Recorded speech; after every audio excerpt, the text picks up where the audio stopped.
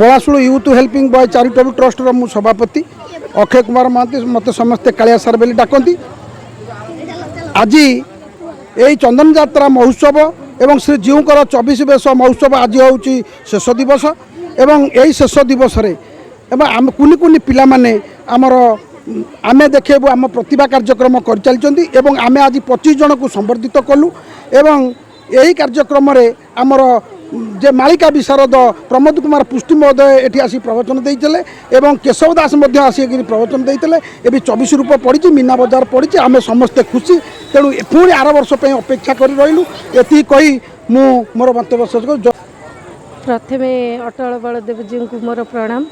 पलाशल पंचायतर मु सरपंच आज मेनका दास।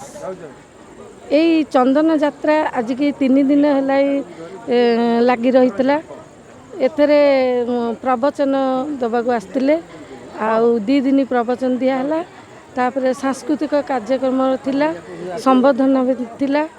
एबस प्रतिवर्ष अपेक्षा एबस बहुत उन्नत धरणर कार्य होईची। ठाकुरंकर 24 वर्ष माने पालित होईची।